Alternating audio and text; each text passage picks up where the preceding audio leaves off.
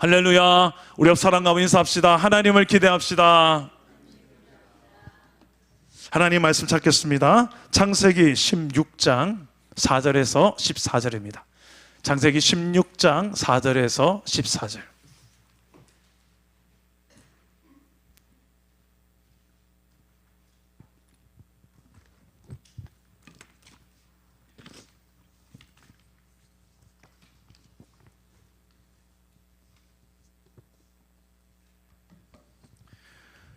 제가 먼저 4절을 읽겠습니다.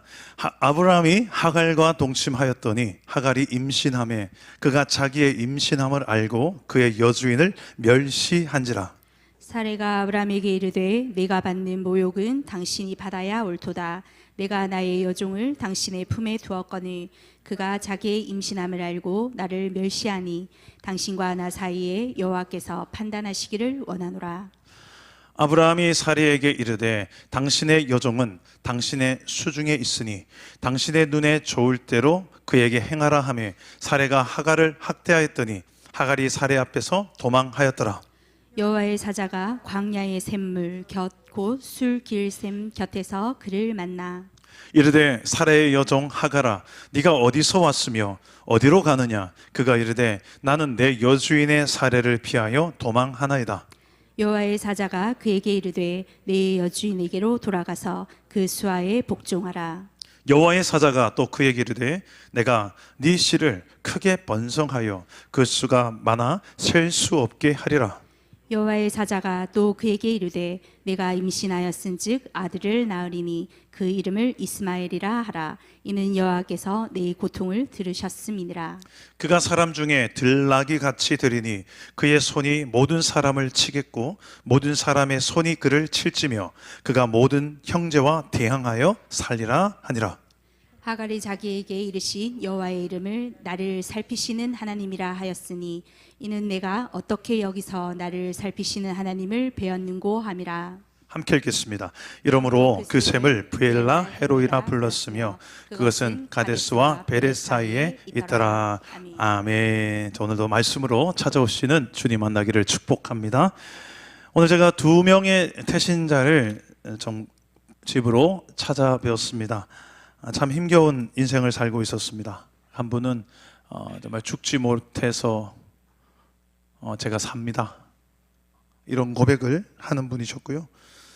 1시간 정도 대화를 나누니까 자신의 가정사를 하나씩 다 꺼내놓고 이야기하십니다. 이렇게 이야기하는 것이 처음이래요. 그러면서 한 분은 또 눈물을 보이시기도 하고요. 정말 죽지 못해서 산다고 하시는 그분에게 복음을 전했습니다. 위로하고 또 연락처 다 공유하고 자녀들 이름 다 불러주시고 제가 새벽에 기도하겠습니다 하고 함께 많은 정보들을 나눴습니다. 제가 겪는 세상은 여러분들 겪고 있겠지만 참 많이 외롭습니다. 그리고 오늘과 내일이 두렵습니다. 그 참 인생 헛되다, 그냥 벌써 세월이 이렇게 흘렀네, 이러면서 헛헛해야 합니다. 그런 외롭고 두렵고 허무한 것 같은 인생들을 살아가는 수많은 영혼들, 겉으론 의연한 척하지만 속으로는 참 많이 답답해하고 적적해하고 울적해하고 또 두렵고 그래요. 아닌 척하지만 조금 건드리면 터질 것 같아요. 그래서 한 분이 오늘 터지더라고요. 그래서 휴지를 제가 전해드리고 했는데 여러분도 그런 삶을 좀 살다가 오늘 밤에 오신 분 있지 않습니까? 복음은 우리가 예수를 한 번 믿고 구원받은 건 사실이지만 남겨진 우리의 인생 가운데 끊임없이 필요한 게 복음인 것 같아요. 왜냐하면 지칠 때도 많고 외로울 때도 많고 아무도 내 마음 알아주지 않을 것 같을 때도 많고 그럴 때마다 복음 앞으로 나아가면 항상 복음이 놀라운 우리에게 위로와 소망이 되어지기 때문입니다. 그래서 오늘 밤에도 이 여러 가지 우리 안에 헛헛한 마음들이 있다면, 지친 마음들이 있다면 다시 한번 하나님의 사랑이 담긴 인격적인 복음을 경험하여 다시 한번 새 힘을 얻을 수 있는 밤 되기를 축복합니다. 오늘 성경에 참 많이 힘든 한 여자가 등장합니다. 참 많이 외롭고 참 내일이 두렵고 인생 참 허무하다 이런 생각이 드는 여자입니다. 이름은 하갈입니다. 이 하갈을 소개하는 방식이 좀 특이한데요. 16장 1절에 하갈을 이렇게 소개합니다. 우리 화면을 보시고 한번 읽어볼까요? 시작. 아브라함의 아내 사레는 출산하지 못하였고 그에게 한 여종이 있으니 애굽 사람이요 이름은 하갈이라. 자, 이 하갈을 소개할 때 제일 먼저 어떻게 소개합니까? 한 여종이 있다. 종이래요. 좀 안 좋은 말로 표현하면 노예죠. 돈을 주고 노예를 사고 돈을 주고 종을 사고 종을 팔기도 하던 시대였죠. 그 여종입니다. 남자도 아니고 여종입니다. 그리고 애굽 사람이다. 이방인이란 뜻입니다. 이스라엘 백성들은 이방인을 개처럼 여겼죠. 거의 사람 취급을 안 했습니다. 하나님을 몰라보는 우상을 숭배했던 이방인들. 애굽 사람. 아마도 아브라함이 이집트에 잠시 갔을 때에 아마 이 여종을 그 왕이 붙여줬을 것으로 예상할 수 있는데요. 마지막에 그 이름을 소개합니다. 이름은 하갈. 근데 오늘 성경에 어느 누구도 하갈을 이름을 불러주지 않습니다. 아브라함도 그리고 그 아내 사라도 하나님이 불러주세요. 나중에. 그만큼 이 여인은 무시를 당하고 무가치한 존재의 가치가 없는 한 여인으로 살았음을 성경은 보여주고 있습니다. 하갈은 이름처럼 그의 이름의 뜻처럼 도망이란 뜻이 있어요. 그리고 이주 이런 뜻이 있습니다. 이 여자는 2번이나 도망의 경험이 있습니다. 한 번은 쫓겨나는 거죠. 자신의 주인 아브라함과 또 여주인인 사라가 나이가 많았는데 자식이 없자 그 여주인 사라가 자신을 아브라함에게, 남자 주인인 사라의 남편인 아브라함에게 첩으로 준 거예요. 자식 낳으라고. 그 이상의 의미도 없고 그 이하의 의미도 없습니다. 그냥 너는 그냥 내 남편의 자식만 낳아. 딱 거기까지야. 선 넘지 마. 착각하지 마. 내 남편의 아내는 나야. 넌 주인도 아니고 종이야. 딱 자식만 놓고 사라져. 약간 이런 분위기입니다. 근데 자식을 낳았어요. 낳았는데 이름은 이스마엘이죠.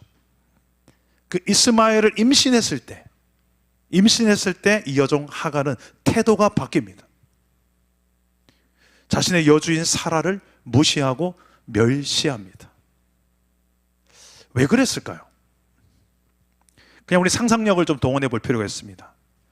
여종인 주제에 어떻게 주인을 무시하고 멸시할 수 있죠? 얼마나 이 하갈이 무시를 당하고 살아왔을까를 생각해 보시면 답을 찾을 수 있을 것 같아요. 이집트 여인이라고 무시당하고 여종이라고 무시당하고 저 존재 가치가 없었던 그런 어떤 인생을 살았을지 모릅니다. 내가 이집트에 있었더라면 이런 대우 안 받았을 텐데 할지도 몰라요. 그런데 그는 종으로 산다는 것이 그렇게 기쁜 일은 아니었을 것입니다. 나도 언젠가는 저런 여주인의 사라의 자리에 있을 수도 있었던 여인인데 이런 생각을 했을지도 모릅니다. 근데 자신이 이제 자식을 임신하고 난 다음에 주인의 아브라함의 아기를 이제 가지는 그 순간부터 본인이 지금까지 받았던 서러움, 외로움, 존재의 가치가 없었던 자신의 인생에 대한 보상을 받고 싶은 마음이 생겼을지도 모릅니다. 하갈의 이름의 뜻 중에 보상이란 뜻도 있어요. 자신이 보상을 받고 싶었을지도 몰라요. 그래서 나오는 반응, 아브라함의 아내인 사라의 자리, 그 자리에 있는 사라를 무시하고 멸시합니다. 자, 여주인 사라가 가만히 있을까요? 여러분 같으면 여종한테 멸시를 받는데, 그것도 내가 내 남편에게 첩으로 준 여자인데 그 여자가 나를 멸시해요. 여러분의 인격의 수준이면 정현 주사님? 그죠? 그래 너그럽게 대할 수 있겠죠? 아니요. 저는 웬만한 여자는 이 상황에서 너그럽게 대할 수 없을 것 같습니다. 당연히 살아도 화가 납니다. 자식이 없는 것도 서러운데 지금 종한테 무시를 당하고 멸시를 당해요. 기분이 상했습니다. 근데 그 화난 불똥이 여주인에게 바로 튀지 않고 아브라함에게 튑니다. 자, 우리 5절 말씀 한번 봅시다. 5절 다 같이 한번 읽어봅시다. 시작. 사레가 아브라함에게 이르되 내가 받는 모욕은 당신이 받아야 옳도다. 내가 나의 여종을 당신의 품에 두었거늘 그가 자기의 임신함을 알고 나를 멸시하니 당신과 나 사이에 여호와께서 판단하시기를 원하노라. 네, 여러분 우리 남편들 이런 경험 있을 겁니다. 아내가 자식한테 화가 났는데 괜히 남편한테 짜증 낼 때가 혹시 있지 않습니까? 네, 이건 당신 책임도 있어요. 당신이 똑바로 안 하니까 그렇죠. 예, 제가 뭐 이런 경험이 있는 것으로 혹시 뭐 생각할지 모르겠지만 여러분 우리 남편들 그런 경험 있을 수 있죠. 이러면서 지금 아브라함은 그런 화가 난 아내를 대하고 있습니다. 아브라함은 어떻게 해야 합니까? 이럴 때 누구 편 들어야 됩니까? 임신한 여종 하갈 편 들어야 되나요? 그럼 내 자식을 임신했으니까 아이고 내 자식 어떻게 해서 임신했는데 하갈 편 들어야 됩니까? 아니면 아내 사라 편 들어야 됩니까? 자, 우리 남자분들만 6절 한번 읽어봅시다. 6절. 자, 6절 시작. 아브라함이 사레에게 이르되 당신의 여종은 당신의 수중에 있으니 당신의 눈에 좋을 대로 그에게 행하라 하매 사레가 하갈을 학대하였더니 하갈이 사레 앞에서 도망하였더라. 자, 지금 누구 편 듭니까? 이제 사레 편 들고 있는 거예요. 사레 아내 편 들고 있는 거예요. 여보, 당신 좋을 대로 여종 하갈에게 맘대로 해도 좋아요. 물론 내 씨를 잉태한 첩이지만 지금 아내 편에서 이야기하는 거예요. 이 남편의 지지를 받은 아내 사레는 비록 그 임신을 했지만 여종 하갈을 학대하기 시작합니다.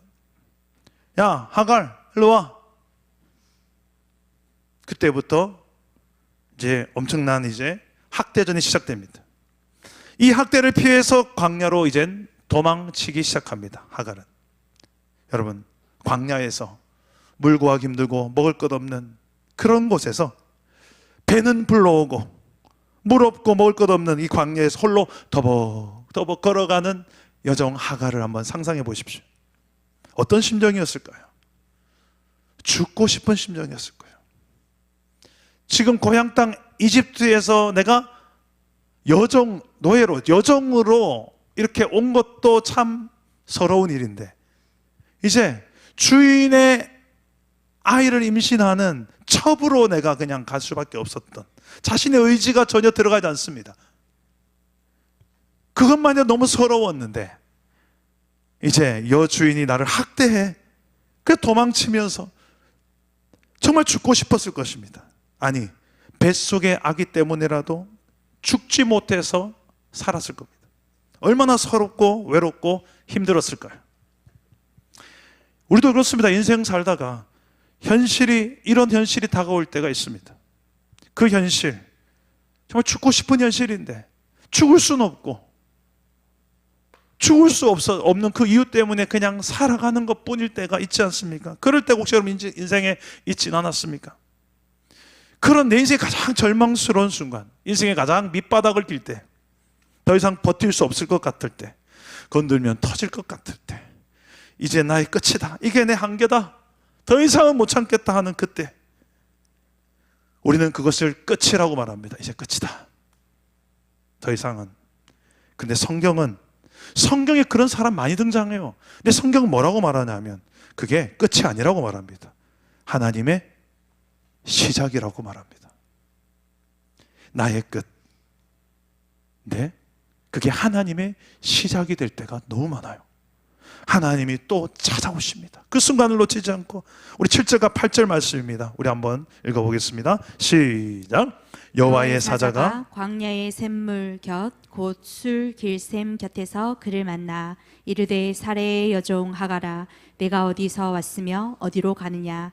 그가 이르되 나는 내 주인인 사례를 피하여 도망하나이다. 네, 여기서 하나님의 사자가 찾아왔다 하지만 이건 곧 하나님이 찾아오신 것으로 해석해도 거의 무리가 없습니다. 하나님이 지금 밑바닥을 기고 있는 나는 끝났다 라고 생각하는 이 하갈에게 찾아오신 겁니다. 그리고 제일 먼저 말씀하신 것은 그 이름을 불러주는 것이었습니다. 뭐라고 합니까?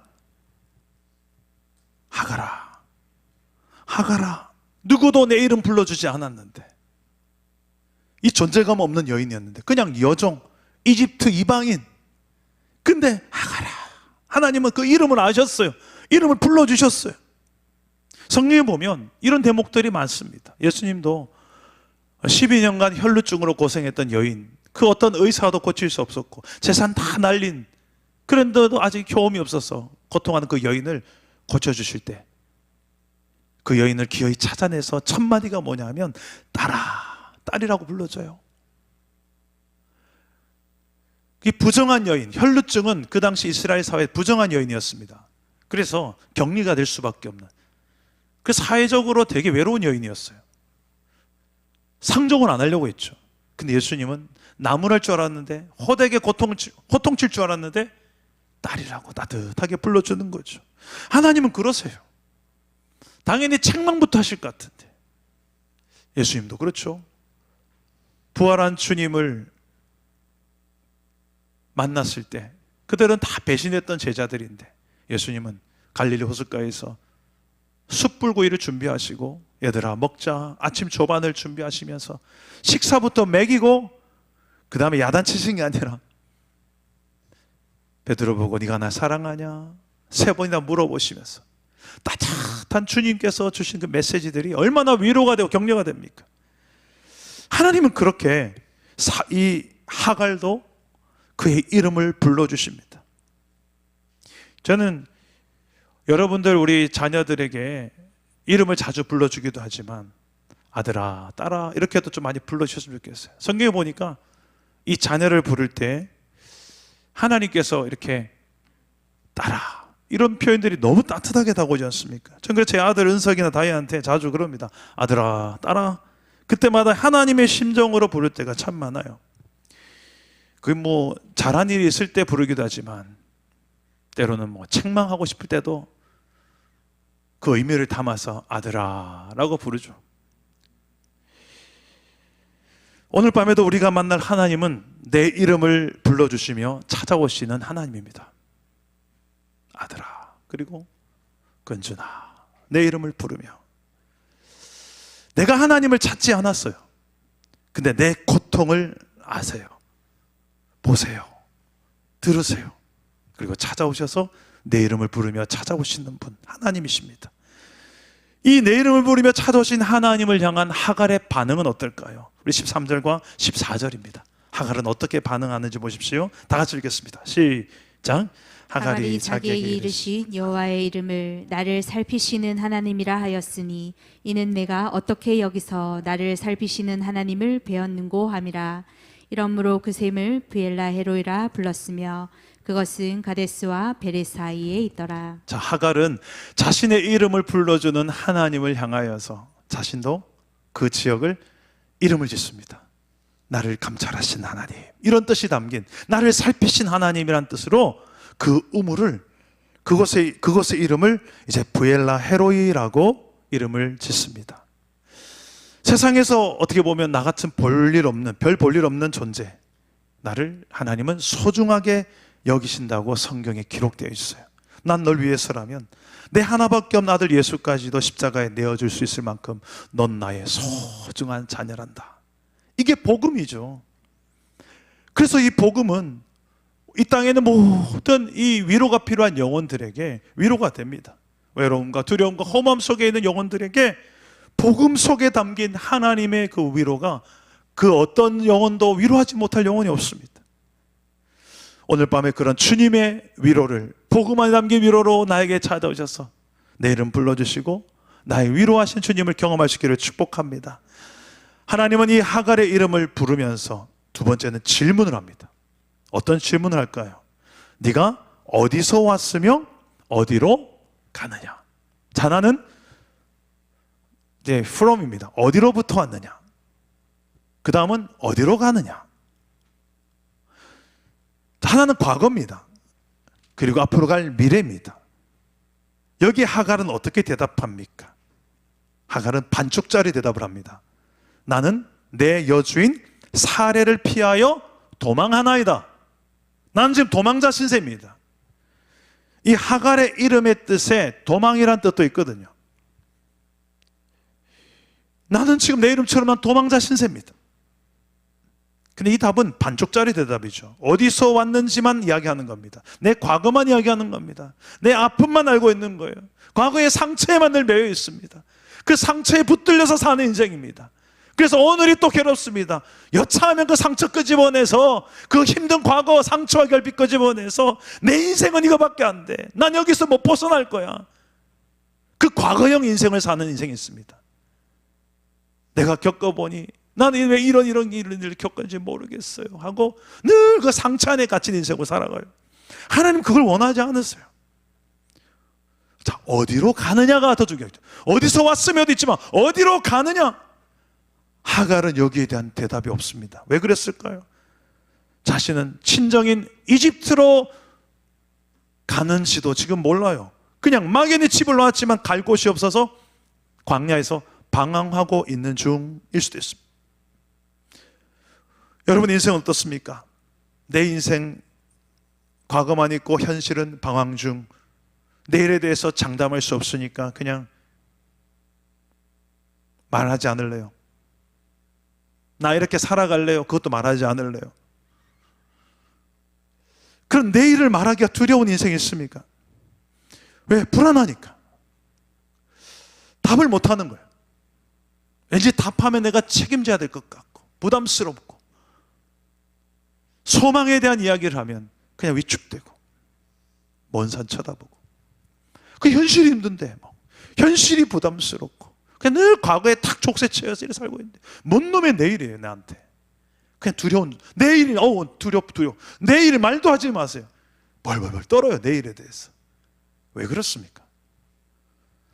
그런 지금 하갈의 모습이 딱 우리의 모습일 때가 있지 않습니까? 이런 하갈 같은 우리의 인생의 모습 속에 하나님은 답을 주세요. 어떻게? 약속으로. 우리 한번 10절에서 12절 한번 읽어봅시다. 어떤 약속을 주시는지 하갈에게 함께 읽겠습니다. 시작. 여호와의 사자가 또 그에게 이르되 내가 내 씨를 크게 번성하여 그 수가 많아 셀 수 없게 하리라. 여호와의 사자가 또 그에게 이르되 내가 임신하였은즉 아들을 낳으리니 그 이름을 이스마엘이라 하라. 이는 여호와께서 내 고통을 들으셨음이니라.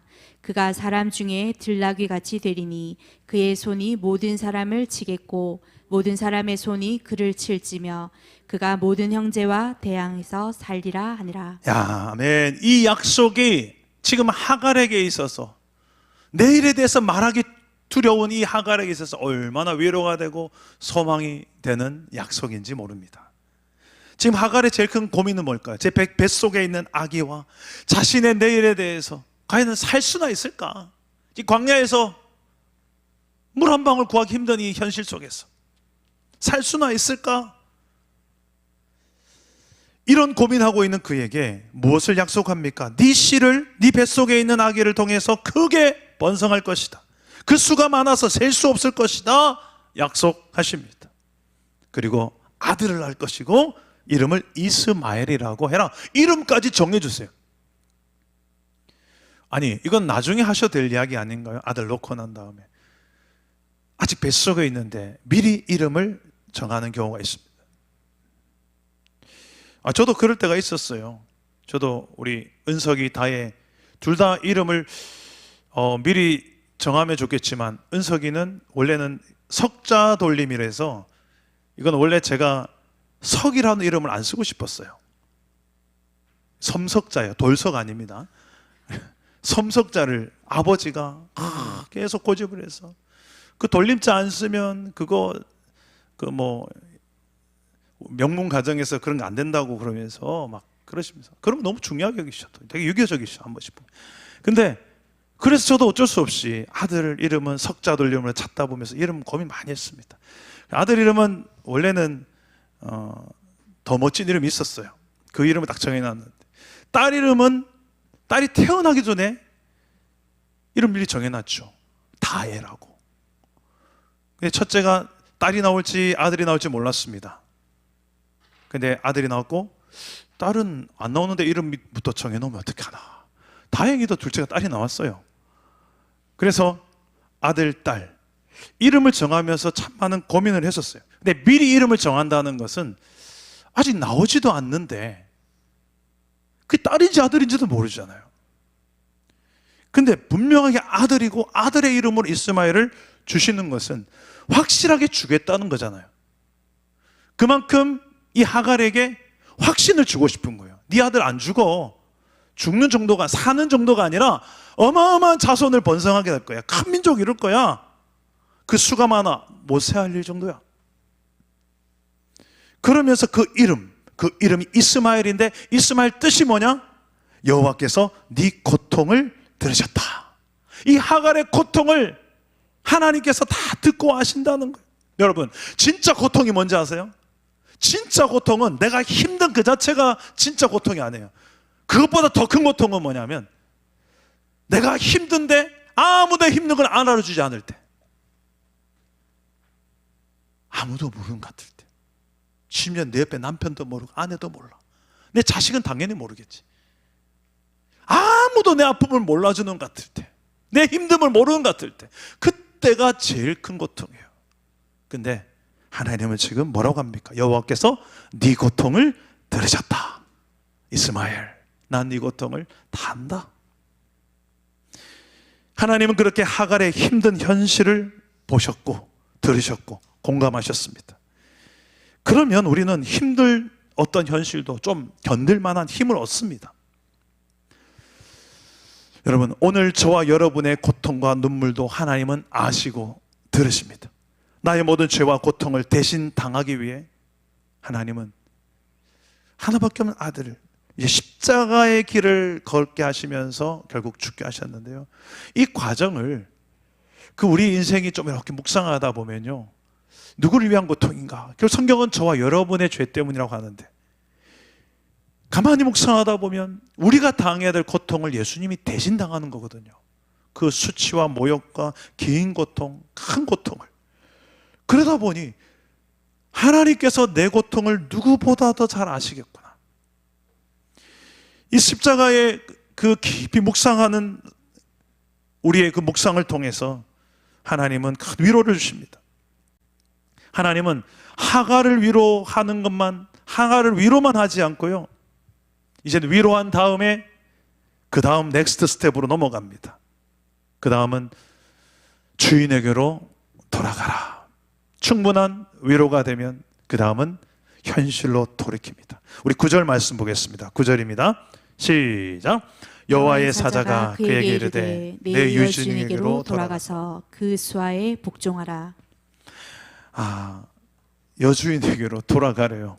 나를 핍박하는 그 여주인에게로 돌아가래요. 그리고 거기 복종하래요. 방금 위로해 놓고 이거 뭐 약 주고 다시 병 주는 느낌 아닙니까? 여러분, 예배 가운데서 여러분 하나님께서 은혜 주시고 위로 주시고 세임 주세요. 그러고 나서 하나님이 너 세상으로 가지 마라, 여기서 살아라, 그럽니까? 아니면 다시 그 고통받았던 직장 다시 가야 돼, 그 집구석 다시 들어가야 돼, 이 명절에 시댁 가야 되고 처가댁 가야 되고, 힘들어도 거기 가서 거기에서 네가 해야 될 일이 있어, 가라.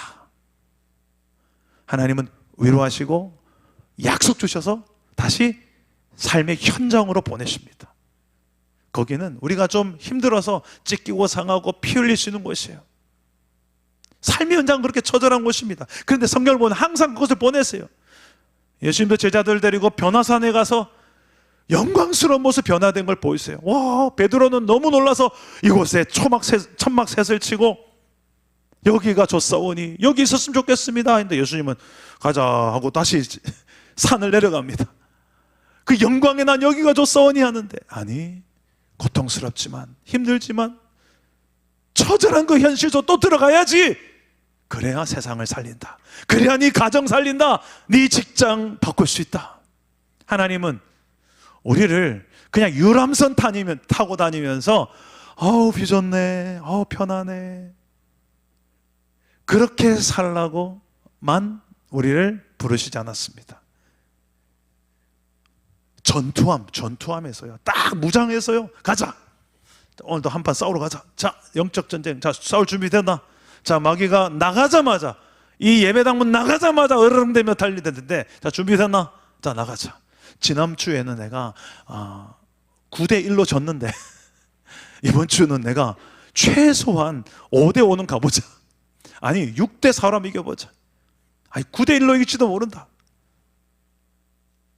그렇게 세상에 나가는 거예요. 그게 성경에서 저와 여러분을 부르시고 다시 세상에 보내시고 또 부르시고 보내시고 부르시고 보내시고. 그리고 제자훈련, 사역훈련 받으신 분들은 다 알 겁니다. 교회를 어떻게 정의합니까? 교회는 세상으로부터 부름받은 하나님 나라 하나님의 백성이고, 동시에 교회는 다시 세상으로 보냄받은 그리스도의 제자다. 예, 사역반 가면 배웁니다. 우리 제자반이 목사님 안 말았는데 이러고, 예, 사역반 가면 배웁니다. 여러분, 그게 맞아요. 교회는 그냥 하나님 우리 부르셨으니까 하나님 품 안에 이렇게만, 다시 세상으로 가라, 가서 제자 삼아라, 가서 영적 전쟁 싸워라, 전신갑주 취하라. 이게 성경적인 교회론입니다. 저와 여러분이에요. 지금 하갈도 그래요. 하갈아 이리 와라, 힘들었지? 자, 약속 줄게, 말씀 붙들어, 믿음으로 한번, 자, 가자, 다시 현실로. 그 여주인에게 돌아가, 그 수하에 복종해라. 이 직장 상사 꼴 보기 싫어도 가서 그 리더십 인정해주고, 하나님이 그래도 주권가대 세운 사람이니까 네가 할 도리는 해라. 물론 아닌 게 있으면 아니라고도 말할 수 있어야 되겠지만 네 할 도리는 해야지. 가. 우리 가정도 그렇고 일터도 그렇고 내 마음에 안 드는 이 나라의 정치판도 그렇습니다. 이 민족도 그렇고 열방도 그렇습니다. 가래요. 다시 가래요. 가서 그곳에서 하나님의 약속 붙들고 하나님의 위로하심 붙들고 또 한번 싸워보자. 영적인 싸움 싸워보자. 마귀와 한번 붙어보자. 가자, 세상으로. 그리고 그 마귀의 딱 지배하에 살고 있는 수많은 영혼들 복음으로 위로하고, 복음으로 살려내고, 복음으로 제자 삼고, 그 일 하라고 저와 여러분을 오늘 이 밤에도 부르신 줄 믿으시기를 바랍니다. 하나님은 그 이후에도 어떻게 됐을까요? 오늘 말씀 뒤에 어떤 이야기가 펼쳐질까요? 현실로 돌아간 사라, 주인이 돌아왔어. 환대했을까요? 아마 핍박이 계속됐을 겁니다. 21장으로 넘어가 보면 예상할 수 있습니다. 10수년이 지난 후에 핍박을 겪습니다. 하갈을 내쫓아요. 이제 쫓겨나서 하갈은 아들 청소년이 된 이스마엘과 함께 쫓겨났는데 물 한 병 들고 나갔는데 물이 떨어져서 이제 죽을 지경이 되니까 청소년 된 이 이스마엘이 막 신음하며 끙끙하고 죽어갑니다. 엄마 눈앞에 아들이 죽어가는 걸 보는 그 엄마의 심정이 어떻습니까? 내 아들 죽어가네, 내 아들 죽어가네. 그 아들 듣는 데서 울지 못하고 멀리 아들에서 떨어진 곳에 가가지고 거기서 울어요. 근데 그 울음소리를 들으시기도 했지만 아들이 죽어가는 소리를 하나님이 들으셔서 하나님 응답하시는데 엄마 하갈에게 눈을 번쩍 뜨게 해서 샘물이 어디 있는지를 딱 보여주십니다. 탁탁탁 가서 그 샘물을 가져와서 아들을 먹여 살립니다. 이 이야기가 나와요. 뒤에 21절. 하나님은 결국 약속했던 그 약속대로 끝까지 책임지시는 하나님인 줄 믿으시기 바랍니다. 힘든 현실로 우리를 들어가라고 합니다. 거기에서 우리를 환대하지 않을 수 있습니다. 여전히 핍박당하고 여전히 힘들 수 있습니다. 하지만 변하지 않는 것은 하나님의 약속입니다. 반드시 하나님은 그 약속을 이루시는 줄 믿으시기를 바랍니다. 우리가 여전히 현실로 돌아가면 힘들겠지만 힘든 현실에 함몰되지 않고 버티고 인내하고 이겨낼 수 있는 이유가 여기 있습니다. 끝까지 하나님은 약속을 이루시는 분이기 때문에 오늘 밤에 이 하나님을 만나는 복된 밤 되기를 축복합니다. 부엘라 헤로이, 고통하는 나를 살피시는 하나님, 나의 작은 신음 하나조차도 놓치지 않고 들으시고 샘물 있는 것을 보여주신 하나님, 깊이 나를 감찰하시는 하나님, 오늘 밤에 내 인생에도 찾아오셔서 내 이름을 불러주실 겁니다.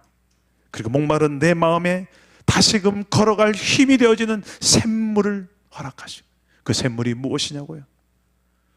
하나님의 영이신 성령으로 우리를 충만하게 하셔서 내 힘으로 안 되는 것 성령으로 가능하게, 내 힘으로 사랑할 수 없는 것 성령으로 사랑할 수 있게, 내 힘으로 늘 짜증과 원망뿐인데 성령으로 사니까 감사와 찬송으로 바뀌게 하시는 그 성령으로 우리를 새롭게 하시고 이렇게 세워줄 줄 믿습니다. 제가 오늘 생각난 찬양이 하나 있는데요, 내가 만약에 이 성경 속에 들어가서 기타 이거 들고 가서 하갈에게, 하갈씨 제가 찬양 하나 준비해 왔습니다 하고 불러준다면 뭘 부르면 좋을까 생각난 찬양인데요, 혼자 걷지 않을 거예요. 가사가 다 이 하갈이 들으면 너무 위로가 될 축복송 같은 찬양인데, 하갈과 같은 내 인생의 모습이 있다면 오늘 이 찬양 부르면서 하나님의 위로를 경험하셨으면 좋겠습니다. 그대 폭풍 속을 걷고 있을 때, 그대 폭풍 속을 걷고 있을 때, 비바람을 마주해야 할 때, 불빛조차 보이지 않아도 그대 혼자 걷지 않을 거예요. 다시 한번, 그대 폭풍 속을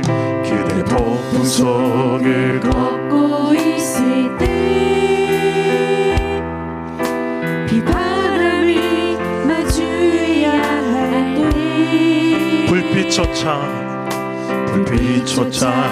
보이질 않아도 그대 혼자 걷지 않을 거예요. 그대 혼자 걷지 않을 거예요.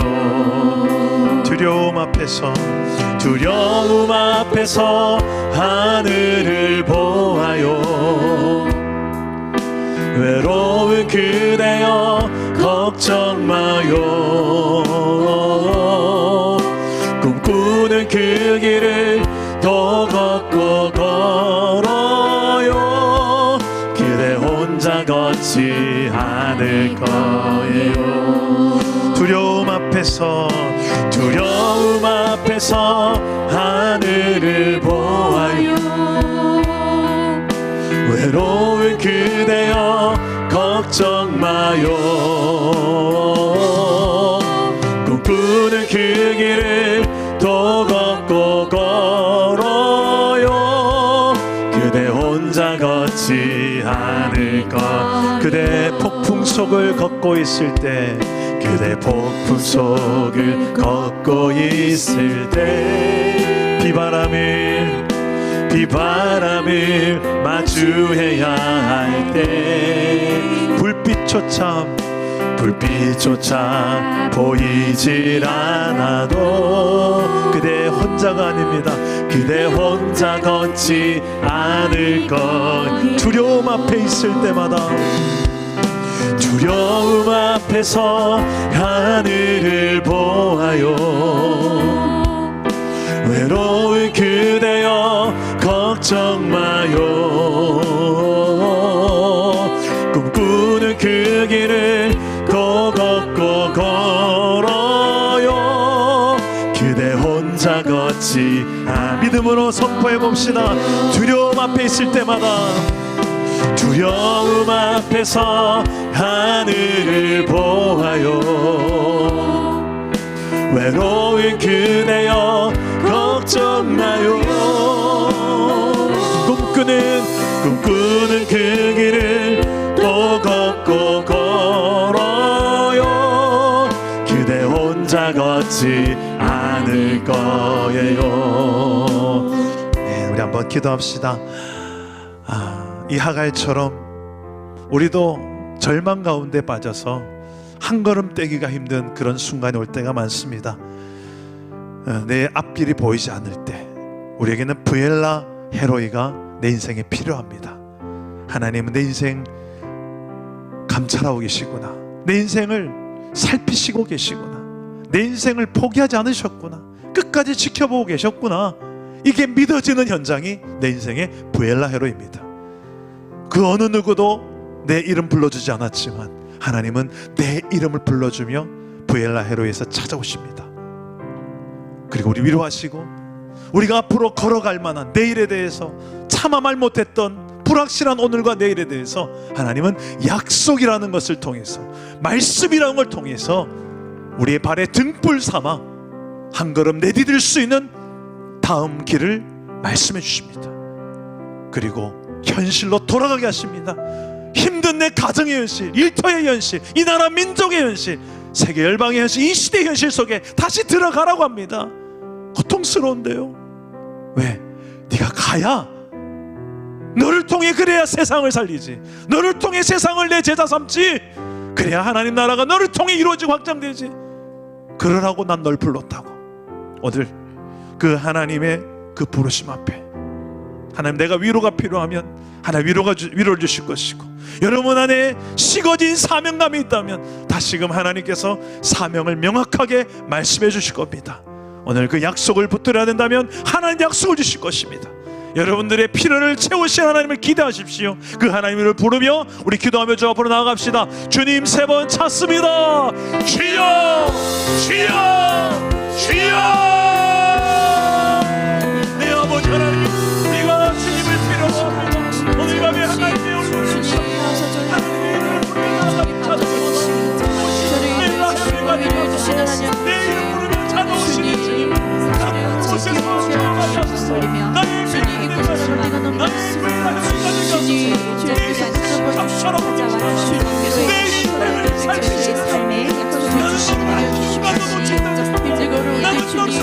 함께하고 있다고 말씀하시는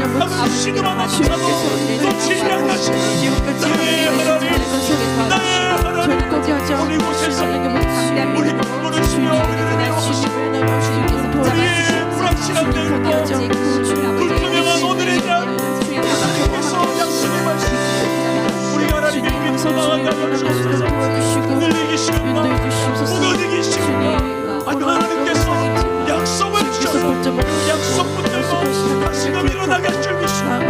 주여, 약속을 주시고 그 약속대로 이루신 하나님, 책임지신 하나님을 내가 내 인생 가운데 있음을 낙심하지 않고 주여, 주의 자녀들을 위로하여 주옵소서. 내가 너를 잘 알아라, 내가 너에게 힘을 주노라. 그 하나님의 위로를 우리가 경험하게 하여 주옵소서. 수많은 아픔과 눈물이 있어도 나 포기하지라. 으리 나 비록 약해도 내 안에 강함 되시는 주님이 계시니, 수많은 아픔과 눈물이 있어도 나 포기하지라. 으리 너무 힘들다고 포기하고 싶을 때 하나님을 생각해봐 다시 일어설 수. 하나님은 나를 포기하지 않아. 내가 넘어지고 쓰러지는 대로 너무 힘들다고 포기하고 싶을 때도 하나님을 생각해봐 다시 일어설 수 있어. 하나님은 나를 포기하지 않아. 나는 하나님의 소중한 사람. 나의 하나님은 내 소중한